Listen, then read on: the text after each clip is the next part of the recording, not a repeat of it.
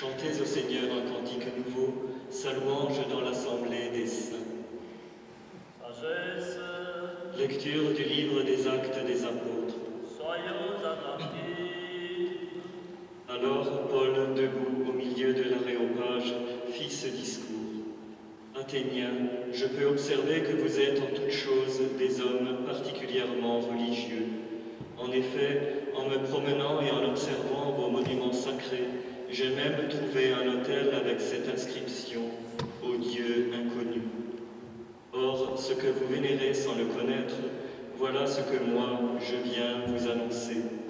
Le Dieu qui a fait le monde et tout ce qu'il contient, lui qui est Seigneur du ciel et de la terre, n'habite pas des sanctuaires faits de mains d'hommes. Il n'est pas non plus servi par des mains humaines, car s'il avait besoin de quoi que ce soit, lui qui donne à tous la vie, le souffle et tout le nécessaire. À partir d'un seul homme, il a fait tous les peuples pour qu'ils habitent sur toute la surface de la terre, fixant les moments de leur histoire et les limites de leur habitat. Dieu les a faits pour qu'ils le cherchent, et si possible, l'atteignent et le trouvent, lui qui, en fait, n'est pas loin de chacun de nous. Car c'est en lui que nous avons la vie, le mouvement et l'être. Ainsi l'ont également dit certains de vos poètes, nous sommes de sa descendance. Si donc nous sommes de la descendance de Dieu, nous ne devons pas penser que la divinité est pareille à une statue d'or, d'argent ou de pierre sculptée par l'art et l'imagination de l'homme. Et voici, que Dieu, sans tenir compte des temps où les hommes l'ont ignoré, leur enjoint maintenant de se convertir tous et partout. En effet, il a fixé le jour où il va juger la terre avec justice par un homme qu'il a établi pour cela, quand il l'a accrédité auprès de tous en le ressuscitant d'entre les morts.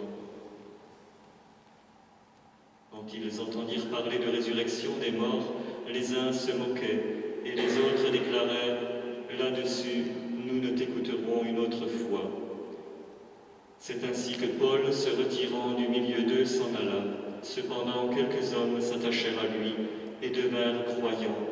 Parmi eux, il y avait Denis, membre de l'Aréopage, et une femme nommée Damaris, ainsi que d'autres avec eux. Et à toi, lecteur,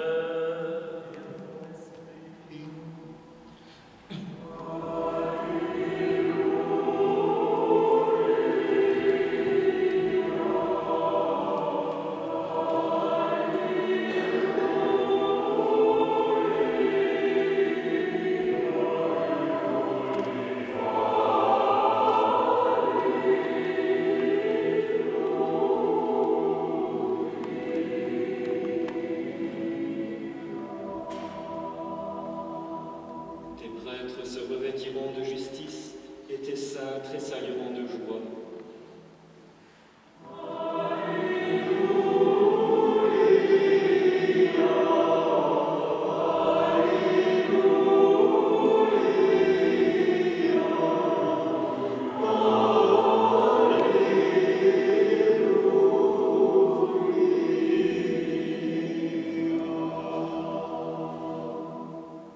Car le Seigneur a choisi Sion, il l'a élu pour demeure.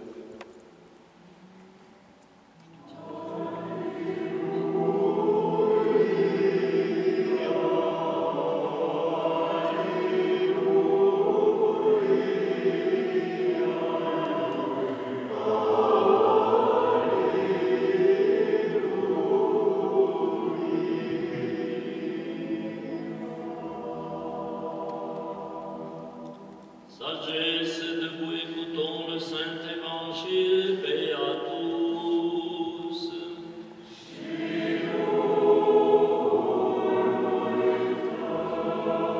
Lecture du Saint Évangile selon Saint Matthieu.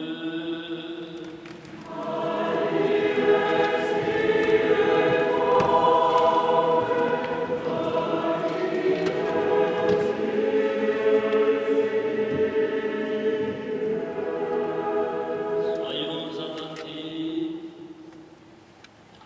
Le Seigneur dit cette parabole. Le royaume des cieux est semblable à un trésor caché dans un champ. L'homme qui l'a trouvé le cache. Et dans sa joie, il va vendre tout ce qu'il a acheté, ce champ. Le royaume des cieux est encore semblable à un marchand qui cherche de belles perles. Ayant trouvé une perle de grand prix, il va vendre tout ce qu'il possède pour l'acheter. Le royaume des cieux est encore semblable à un filet qu'on jette en mer et qui ramène toute espèce de poisson. Quand il est plein, les pêcheurs le tirent sur le rivage. Puis, s'asseyant, il recueille dans les paniers ce qui est bon et rejette ce qui ne vaut rien.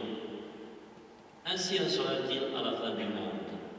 Les anges viendront, et ils sépareront les méchants d'avec les justes, et les jetteront dans la fournaise ardente, où il y aura des pleurs et des grincements de dents. Jésus leur dit encore, « Avez-vous compris tout cela ?» Ils lui dirent, « Oui, Seigneur. » Et il ajouta, « Ainsi donc, tout scribe instruit de ceux qui regardent le royaume des cieux est semblable à un maître de maison qui tire de son trésor tout le neuf que l'ancien. » Et lorsque Jésus eut achevé ses paraboles, il quitta ces lieux et s'étant rendu dans sa patrie, l'enseignait dans la synagogue de Nazareth.